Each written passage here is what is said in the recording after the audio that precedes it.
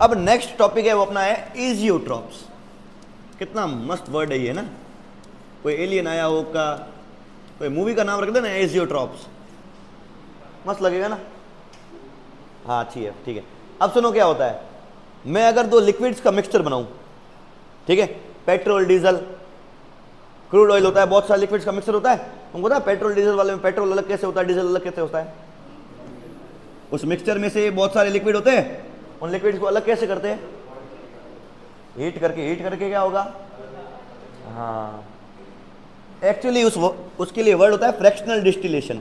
सुना है ये word, fractional distillation. Fractional distillation का कंसेप्ट क्या है? आपने पेट्रोल लिया है, आपने डीजल लिया है, आपने कुछ और कोई भी लिक्विड लियो बोले ना, दोनों सबका बॉइलिंग पॉइंट क्या है? अलग। इसका मान लो 40 डिग्री सेल्सियस है, इसका मान लो 60 डिग्री सेल्सियस है, और मैं इसको हीट करके 40 पे लेके आता हूं। कितना लाता हूं? 40 पे। 40 पे लाता हूं तो अंदर पेट्रोल वाले जितने भी पार्टिकल है वो क्या होंगे? गैस बन के बाहर आना शुरू हो जाएंगे। और डीजल वाले क्या बाहर आएंगे? अभी नहीं। तो अभी सिर्फ कौन कौन आ रहा है? पेट्रोल। पेट्रोल वाले हीट होके बाहर आए, मैंने यहां लगा दी एक ठंडे वाली कूलिंग क्यूब, पेट्रोल वाले इकट्ठे करके यहां गए और यहां ठंडा कर रहा हूं वापस उसको, तो यहां लिक्विड इकट्ठा होगा, वो कौन होगा? पेट्रोल। इसको बोलते हैं फ्रैक्शनल डिस्टिलेशन, एक एक करके फ्रैक्शन में डिस्टिल करना। फिर जैसे जैसे खत्म करता गया 40 पे रखूंगा इसको, ताकि पेट्रोल सारा का आ जाए बाहर। फिर बचेगा कौन? डीजल या दूसरा हो। 60 पे करूंगा तो फिर डीजल बाहर आना शुरू हो जाएगा, कंटेनर दूसरा लगा के रख दूंगा। क्या ये बात समझ में आ रही है? हाँ ऐसे ही अलग किया जाता है। रिफाइनरी का कंसेप्ट ही होता है, ओके ऐसे ही अलग किया जाता है। डन। अब इसके बाद सुनो, ये तो सॉल्यूशन ऐसा हुआ जिसमें दो चीजें मिक्स हुई, तीन आराम से अलग अलग कर रहे हैं अपन बॉईल करके ना, ओके। कभी कभी ऐसा होता है, एक दो बार या कहीं बहुत रेयरली ऐसा होता है, अरे एजियोट्रॉप, हाँ बहुत रेयरली ऐसा भी होता है कि तुम्हारे एक सॉल्यूशन बना हुआ है। अच्छा इसमें तुमने ध्यान दिया, बॉईल करने पे लिक्विड के अंदर जो कंपोजिशन है उसमें ए और बी दोनों है, तो एक टेम्परेचर पे बॉईल करूंगा, क्या ऐसा होगा ऊपर सिर्फ ए आ रहा है? मतलब थोड़ा अमाउंट में भी होगा, पर ज्यादा अमाउंट में कौन होगा? बॉइलिंग टेम्परेचर लाऊं तो कौन होगा? ए होगा। सही है, मतलब ऐसा कह सकता हूं ऊपर वाली कंपोजिशन और नीचे वाली कंपोजिशन क्या है? अलग। वेपर फेज में जो कंपोजिशन होगी, बी बहुत कम होंगे, ए बहुत बहुत ज्यादा होंगे। तो ऐसा कहता हूं composition in vapour phase, composition in vapour phase is different from composition in liquid phase. क्या ये लाइन समझ में आई तुमको? कि किसी भी लिक्विड्स के अंदर ऐसा होता है, लिक्विड फेज की कंपोजिशन अलग होती है और वेपर फेज की कंपोजिशन अलग होती है। इसलिए तो एग्जांपल 1.5 किया था अपन ने कि वेपर फेज वाला मोल फ्रैक्शन निकाल के दो अलग से।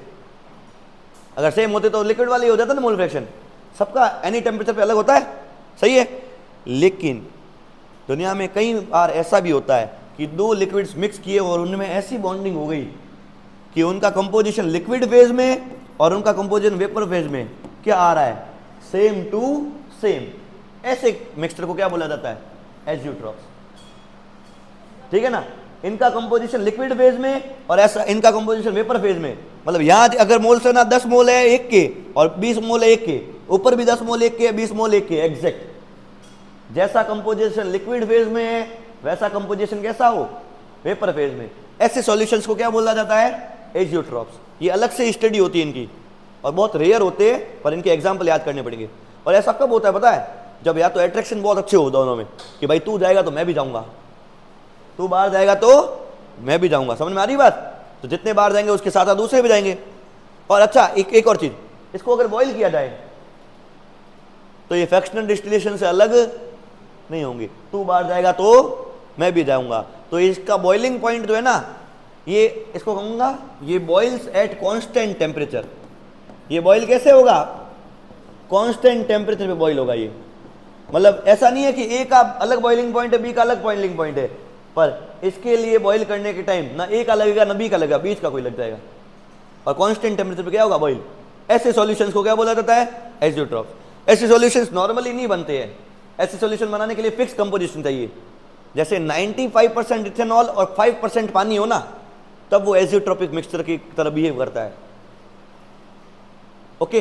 अच्छा एजियोट्रॉप्स भी दो टाइप के होते हैं, ये भी समझो। चलो इधर देखो, ध्यान दो। एजियोट्रोप क्या होते हैं? दो टाइप के होते हैं। या तो ऐसा होगा एट्रैक्शन बहुत अच्छे हो गए, हम साथ जाएंगे, या तो ऐसा होगा एट्रैक्शन बहुत बुरे हो गए, तो भी हम साथ जाएंगे। दोनों में लक्षण नहीं है। क्या बात समझ में आ रही है? अगर एट्रैक्शन बहुत अच्छे हो गए हैं, इसका बॉइलिंग पॉइंट बढ़ेगा कि कम होगा? बढ़ेगा। सबको समझ में आ रही है? तो एट्रैक्शन अच्छे हुए तो टेम्परेचर क्या लगेगा उसको उठाने के लिए? ज्यादा, तो बॉइलिंग पॉइंट बढ़ेगा। सही है। एट्रैक्शन अच्छे हो तो कौन सा डेविएशन है? पॉजिटिव डेविएशन या नेगेटिव डेविएशन? Negative deviation. और नेगेटिव डेविएशन है और बॉइलिंग पॉइंट बढ़ रहा है, तो एजियोट्रॉप्स में बॉइलिंग पॉइंट बढ़ता है तो उसको बोला जाता है maximum boiling azeotropes. Maximum boiling azeotropes. और मैक्सिमम बॉइलिंग एजियोट्रॉप कौन शो करता है? जिसमें कैसा डेविएशन आ रहा है? क्या ये दोनों लाइन समझ में आई? नेगेटिव डेविएशन आ रहा है तो कौन सा बॉइलिंग एजियोट्रॉप बनेगा? मैक्सिमम, मतलब बॉइलिंग पॉइंट बढ़ गया है। ठीक है। और पॉजिटिव डेविएशन है, मतलब वेपर प्रेशर से पहले से कम हो गया है, तो उसका बॉइलिंग पॉइंट क्या हो जाएगा? कम।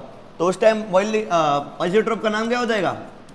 Minimum boiling azeotropes. Minimum boiling azeotropes में कौन सा डेविएशन आता है? Positive deviation. और दोनों का एक एक एग्जांपल याद रखना है। ठीक है। दोनों का एग्जांपल क्या याद रखना है? मैं बता ही देता हूं। एक नाइट्रिक एसिड है और एक इथेनॉल है। हाँ, 68% nitric acid, 32% water by mass. ठीक है, ये हो जाएगा नेगेटिव डेविएशन में मैक्सिमम बॉइलिंग। अगर 68% नाइट्रिक एसिड है और 32% वाटर है बाय मास, तो इसका बॉइलिंग पॉइंट बहुत ज्यादा हाई हो जाता है। समझ में आ रही बात? बॉइलिंग पॉइंट बहुत ज्यादा क्या हो जाता है? हाई। ना पानी जैसा ना नाइट्रिक एसिड जैसा, दोनों से ज्यादा, और नेगेटिव डेविएशन होता है। क्लियर? एक एग्जांपल याद ही करना है तुमको एग्जैक्ट।